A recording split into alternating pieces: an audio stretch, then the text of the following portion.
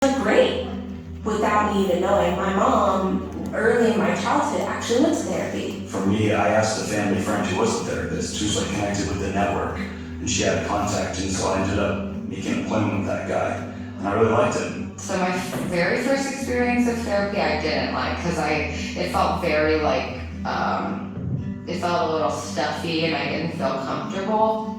I got lucky and I stuck with the first person I was given. I mean, I remember the first couple sessions being like, let's get to know you. Therapy, in a lot of ways, is like giving you tools. At first I was very, very nervous. We had like a consultation. I was like, oh my gosh, what do I need to wear? What do I have to say? What questions do I need to bring in? But immediately when I got into the room, I felt like this just weight dropped off of me. I felt relieved. I felt like I was finally going to be able to understand what I go through and like get the tools necessary to combat it, because I was really beat down by like what I was going through. I was 17 when I first started seeing a therapist, and it is one of the most life-changing things that could have happened to me at that time. For insight, for healing, for just hope for the future. Yeah, therapy saved my life. It allowed me to grow, allow me to change, and allow me to accept the things that I had in me that I did not feel like I could have accepted without it. So it truly saved my life. It's okay to ask for help. It's okay to get help. Commit to it and you'll be in a better place than you were however so many days ago, hours ago, weeks ago. So I had such a hard time in middle school and in high school. I had so much anxiety, and from going to therapy, it changed my life, and I now live a life I never knew was possible for myself. I'm so grateful for that, and I want everyone to know that that's possible for them. And you're not alone, and you're never alone, and there's always someone that you can talk to. Always, always.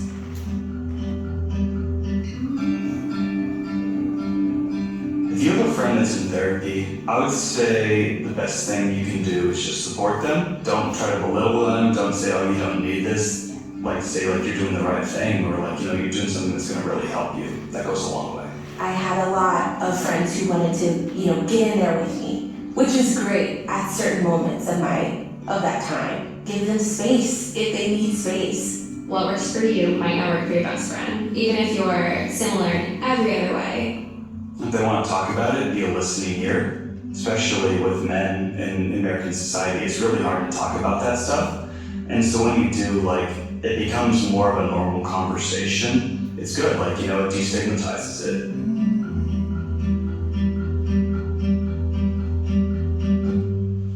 Alright, before we get started tonight, do me a favor and do a mask check. Mask over your nose and mouth for me. Ellie, can you pray for us, please? Lord, we just thank you for our good night. Thank you for what you're doing in our life and our hearts. And we just love you. In Jesus' name, amen. Alright, so tonight is probably going to be the most serious conversation we've had in a while. So, do me a favor, keep phones in pockets, keep the chatter to a very, very minimum as we walk through a complicated and tough conversation. So, like I reminded you a couple weeks ago, that this is a safe place, and so what you say to us and say in this room stays with us except for two things: harm of self and harm of others. And tonight we're going to talk about pretty much the entire conversation of anxiety and life in a hurting world and the idea of self-harm. And the big idea behind tonight is this: inner struggles mean we don't lack faith, it means we are human. Just because you struggle with something or you're going through a tough time does not mean that you lack faith, it just simply means you are human. And that's going to be the conversation and the path that we go down tonight. We're going to start by looking at a tale of two hopeless situations. So take your Bible and turn to Luke chapter 8 for me. Luke chapter 8. So Matthew, Mark, then Luke chapter 8. And when you're there, you're looking for verse 40. 866. 66. Verse 40. Oh, yeah. 866. And Thomas, can you read 8:40 40 through 46 for me nice and loud. Now when Jesus returned, the crowd welcomed him, for they were all waiting for him.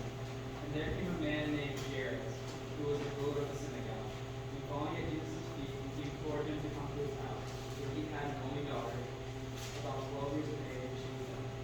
As Jesus went, the people pressed around him, and there was a woman who had a discharge of blood for 12 years. And though she had spent all her living on physicians, she could not be healed by him. She came up behind him and touched the fringe of his garment. Immediately her discharge of blood ceased. And Jesus said, "Who was it that touched me?" And all denied it. Peter said, "Master, the crowd surround you and oppress me." This is 46? Yeah. Yeah, perfect. So, in Luke 8 right here, in these 6 verses, we see 2 people with 2 different situations. The first person we find is just simply called the woman. And we notice that she has been sick for 12 long, hard, grueling years. And then we notice there's a man named Jairus who is concerned for his daughter, and his daughter has just died. She's not sick, she is dead. And so both these situations feel extreme and hopeless. But they are not the same situations. One of the things we notice, which is fascinating in this passage, is that this woman is simply called the woman, while Jairus has a name. And so what even the author of Luke is telling us is that this woman is unknown, she's anonymous, she's living in isolation. There's probably several reasons why she was living in isolation and unknown. So back in the first century Jewish culture, that was all about keeping yourselves pure. If you were somebody who had a bleeding disorder, you were not allowed to be around other people. And so you could kind of be around at a distance, kind of like the idea of social distancing and physical distancing, but you could not be touched. If somebody touched someone who had a sickness of bleeding, they would then have to go through a long, arduous process to get themselves clean and get themselves pure again. While Jairus, because we know his name, we can tell that Jairus and his daughter come from a well-known, reputable, loved family situation. And so, in this situation, we see 2 people in 2 different situations, but yet both of the situations are just as hopeless as each other, even though they are different. And what we also see in these 6 verses is that Jesus was intending to go and do something else. One of the things I love about Jesus is that Jesus has his own plan, his own path, his own vision, but he's not in a hurry to get places, and when obstacles come across his path, he stops and takes care of what is in the moment. Jesus stops in his tracks to deal with these 2 women, or these 2 situations, even though Jesus was intending to go somewhere and do somewhere else. Because to Jesus, people are what matters. And it's not the destination that matters for Jesus. And so, even though Jesus can pivot and Jesus could keep going, he pivots in the midst of where he was going so he can take care of the people that are actually in front of him. And so he takes care of the woman who seems to be unnoticed. He's not too busy for that. He takes care of a situation that seems to be absolutely hopeless because the girl is already dead. And what we see in these passages is that no matter how old a person is, no matter how hopeless things seem, no matter what everyone else thinks, when we're hurting, we are Jesus' top priority. When we're hurting, we're Jesus' top priority. When you're hurting, you're Jesus' top priority. When I'm hurting, I'm Jesus' top priority. And even though there's billions upon billions of people in the world, and there's millions and millions of Christians in the world, if we're all hurting at the same time, Jesus can take care of all of us at the same time. We're not going to overwhelm Jesus. Jesus can handle all of us. He can be all of his top priority at the same time. Because to Jesus, what matters is people. And so, we are Jesus' top priority. And this woman had been suffering for a long, long time. And what's fascinating is she'd been suffering for 12 years. And this little girl that died was 12 years old. So she had been suffering for just as long as this little girl had been alive. And Jesus knows all of this in this situation. But Jesus is also in the midst of a crazy crowd. So if you can think back to the days when crazy crowds were gathered, if you got bumped by somebody, were you trying to figure out who bumped you, or did you really not care because you were surrounded by hundreds of people and it really didn't matter who bumped into you in the large crowd? But Jesus knows in this situation that something had happened, that this woman reached out and touched his cloak, and she had immediately been healed. And so he asked the disciples a crazy question of the idea of who touched me, and even their response in 47 and 48, if somebody can read that for me, will show us the craziness behind the situation. Okay. Perfect. And when the woman saw that she was not hidden, she came trembling and falling down before him, declared in his presence of all the people why she had touched him, and how she had immediately said to her, "Daughter, your faith has made you well." So, Jesus is randomly bumped into and touched with his cloak. He pauses because he wants to know exactly who touched him. He probably already knew. The disciples were trying to figure out why, because there were hundreds of people around him. And what Jesus knows, though, is that the woman could have just kept walking away. And she could have just left in anonymity again. She had been healed. She got what she looked for. And she could have just walked away and kept walking. But Jesus knew that deep down what she needed, outside of physical healing, was also to be seen, to be noticed, to be heard, because she was living her life all alone. And so she was probably somebody who was self-conscious because she had to self-isolate herself and deal with this disorder for 12 years. And so for Jesus to call her out and to look her in the eyes and tell her that she has been healed, that is what gave her peace, not just the actual physical healing that she encountered. And so what we see is that she is confused and kind of humbled by this situation with Jesus. But we see in Luke 8:45 and 49, we see two different reactions that happen here. So in verse 45, Jesus asked, "Who touched me?" When everyone denied it, Peter said, "Master, the crowds are surrounding you and pressing in on you." Then verse 49, when it comes to Jairus, we see this. While Jesus was still speaking, someone came from the synagogue leader's house, saying to Jairus, "Your daughter has died. Don't bother the teacher any longer." What we see here in the crowd is that whether it's disciples or somebody else, is they don't fully understand what Jesus is up to or just what Jesus is about. But they are confused by Jesus and they don't want to bother Jesus. But yet, Jesus isn't bothered by either the woman touching him or by what seems impossible with a little girl who is already dead. People react to them absolutely differently, and they don't really know what Jesus is actually capable of doing. But what Jesus shows us in this situation is that sometimes we have to actually stop in our tracks to figure out what is going on. And when we stop in our tracks, it's not just about stopping in our tracks, but both these people, whether it was Jairus or the woman, had an impossible situation. They stopped in their tracks and reached out to connect with Jesus in this case. And so same thing with us. We need to stop in our tracks and reach out. When we get difficult, when we get anxious, when we get whatever problems that are going on in our life that are terrorizing us and causing chaos, we can't do it by ourselves. That's what we talked about last week, is that we were built for community and we needed each other. And these two situations with these two wide differences, they didn't keep it to themselves, but they reached out for help. And so we have to reach out for help ourselves. Because what this leads me to wonder is in the midst of all this chaos and anxiety or problems or fears that we have, what would happen instead of keeping things to ourselves in those moments when we feel hopeless if we actually reach out instead? Like, what happens if we would take a step of faith, take a shot, and let people into our chaos, our anxiety, our pain, our hurt, rather than holding onto it? And I get it. Feelings can make us vulnerable. I don't like sharing feelings. I don't like thinking through my pain and my hurt, and I either want to be alone or just run away from it and stuff ice cream down my face and not think about my problems. But like if we don't reach out and just hold on to it, that can spin and spin and spin. And so what we see with the sick woman and the girl's father is there's three things when we stop and reach out that we need to think about. And so as we walk through the last couple of weeks, the prayer exam at the end of the night, I've had you focus on your breathing. So one of the things that helps when we feel anxious and chaos and want to run from our feelings is just to stop and breathe.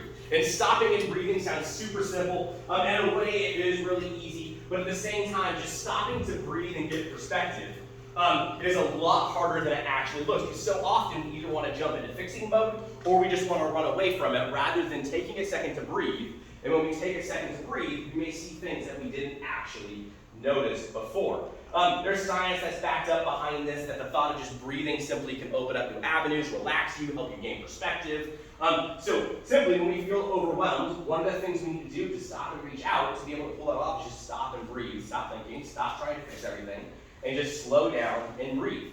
The second thing that we see is even you don't ever have to handle feelings of anxiety, sadness, or depression on your own. We talked about this last week, that everybody should have a group of people around them, whether it's family, loved ones here, in our small groups that we do. You don't ever have to handle these things on your own, and you shouldn't ever handle these things on your own. Jairus and the woman didn't handle it on their own. When you encounter something, and you can slow down and breathe and pull other people into it, It helps you figure out what is actually going on in your heart and soul rather than just holding on to it and going through the same situation over and over and over again in your mind and in your soul.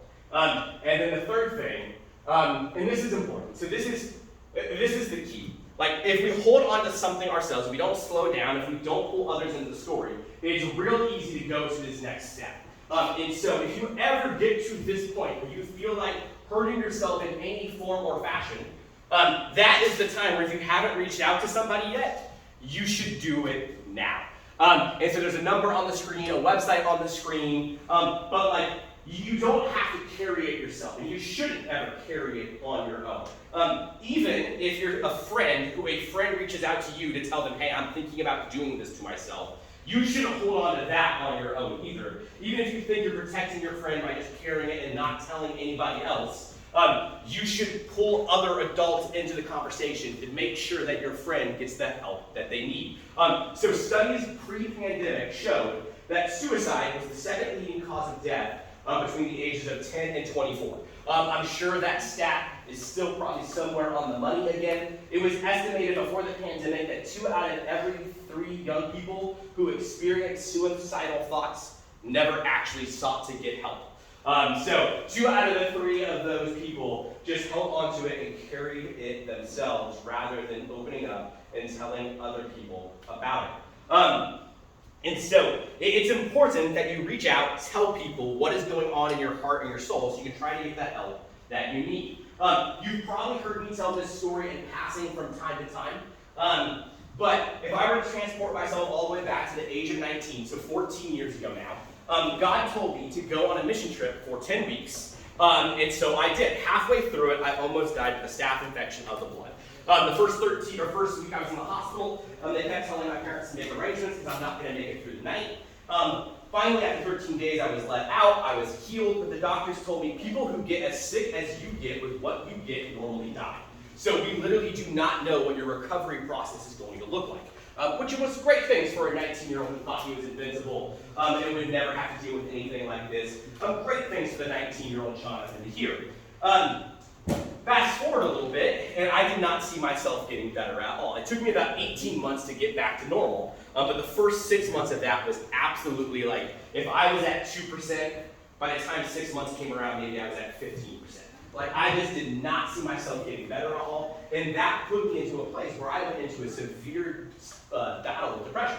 And I tried telling my parents about it. When I told my parents about it, they kind of laughed at me and told me I was being dramatic. They told me to stop joking, which then just kind of made me push into myself a little bit more. One of the things in school that I've always been able to do is write papers. And the first research paper I had to write for school that semester, I was still using a giant old desktop. And I got to the point where it was finished. I was about ready to hit save and turn it in. It was a horrible paper anyways, but at least I got it done. And my computer crashed at about 2 a.m. and I lost everything. And after months of me kind of telling my parents how I was feeling and what I was battling, and that even I was struggling with the idea of like, I know God saved me and kept me alive for a reason, but like, I'm just a burden on you guys right now. I kind of don't want to live anymore. I could just kill myself and make life better for everybody.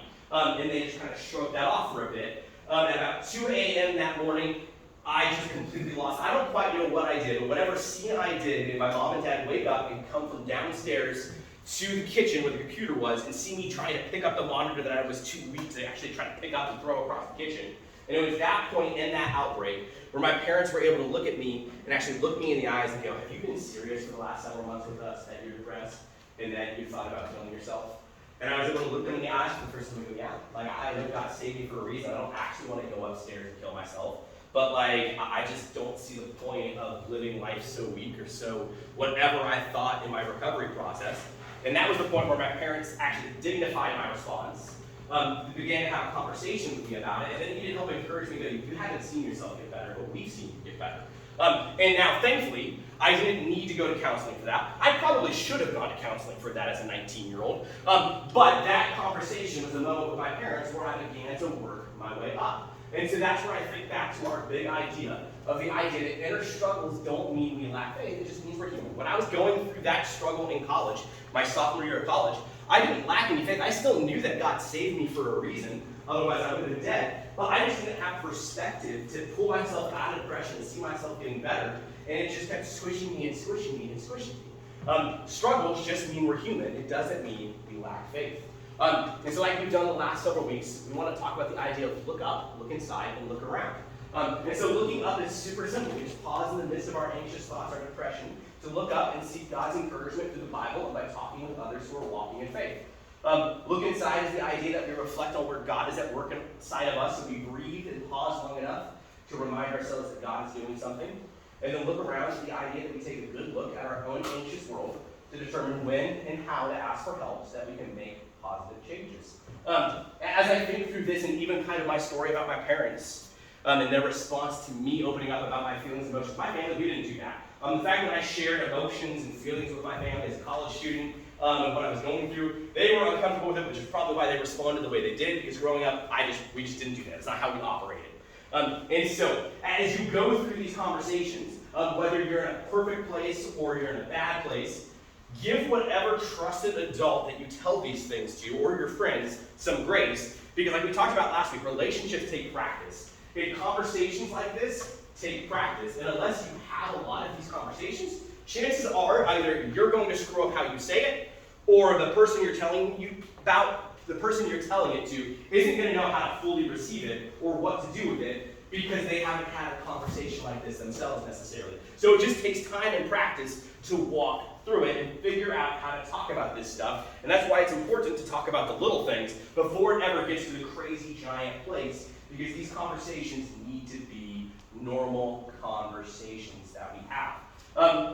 Studies have shown that with teenagers who have committed suicide, that half their families have never known that the teenager was thinking such thoughts. And so simply, if you can just tell a parent, an adult, someone you trust in your life that's in your circle, the thoughts and feelings and anxiousness that you have, that will help so much because it will help take the burden off yourself. So like we have done the last several weeks, I want everybody to stand up and spread out for me. So we're going to slow down and we're going to process kind of what we have been talking about and learning. So get comfortable, spread out. Ellie, you hit the lights for us.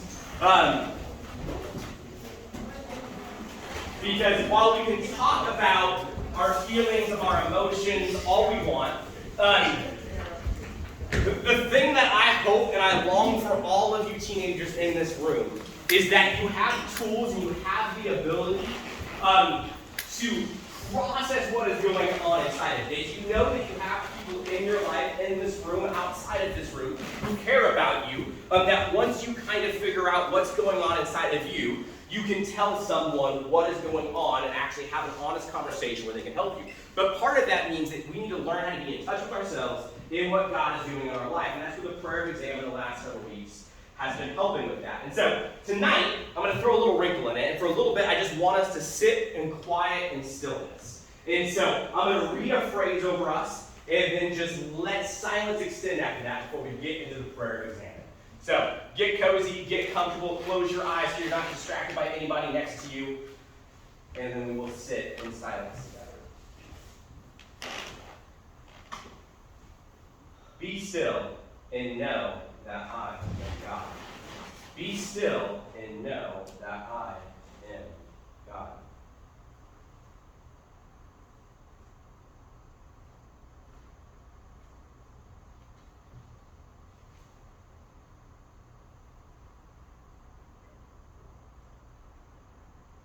Be still and know.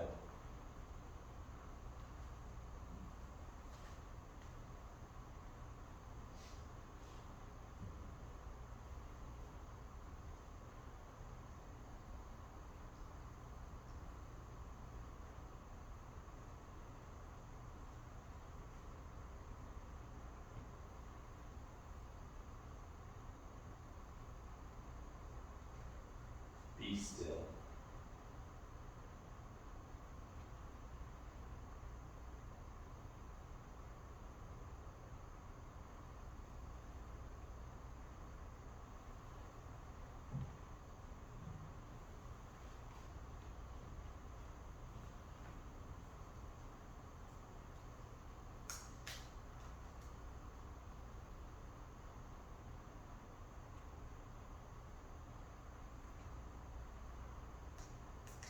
walk into the prayer examen, just kind of focus on God at work inside of you and have a conversation with God as I read you these questions for us to process together.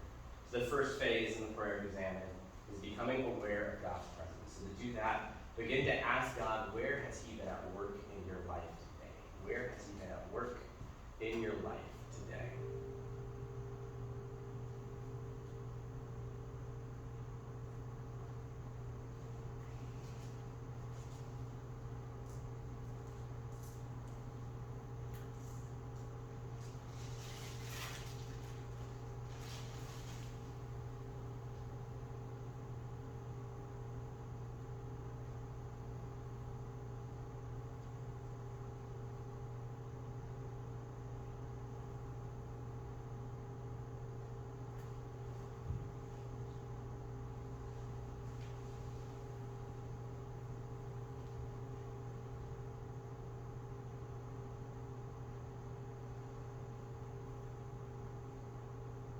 And now in phase 2 of the exam, I want you to review today with gratitude. Review today with gratitude. And particularly, what conversations or encouraging words are you thankful for? What conversations or encouraging words are you thankful for?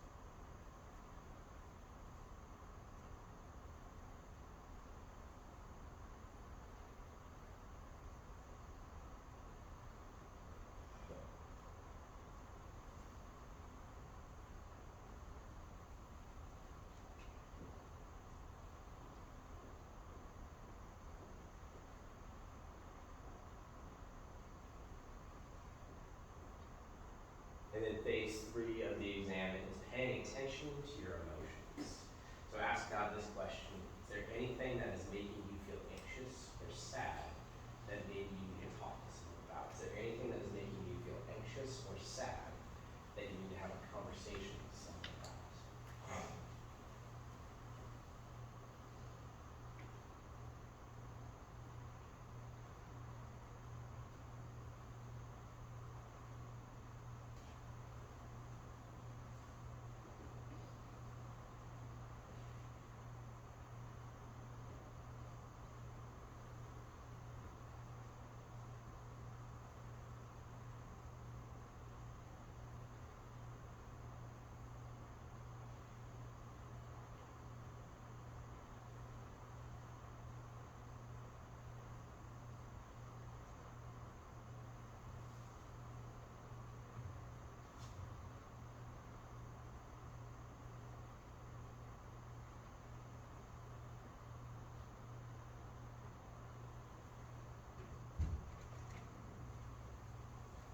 And then phase 4 is forgiving and asking for forgiveness. Forgiving and asking for forgiveness. So just have a conversation with God with the question of what forgiveness do you need to ask of God so that you can fully experience the gift of peace? What forgiveness do you need to ask of God so that you can fully experience the gift of peace? Maybe you need to forgive somebody. Maybe you need to ask for forgiveness. What forgiveness do you need to ask of God?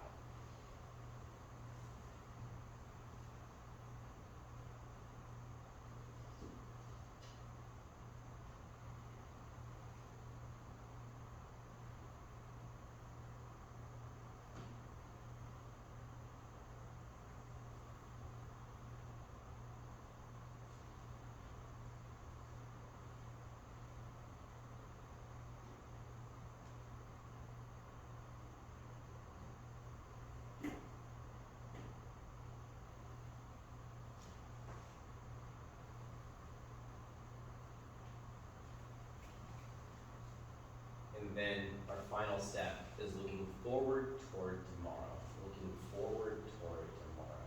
So just ask God to have a conversation with Him about what you would like to go differently tomorrow. What would you like to go differently tomorrow?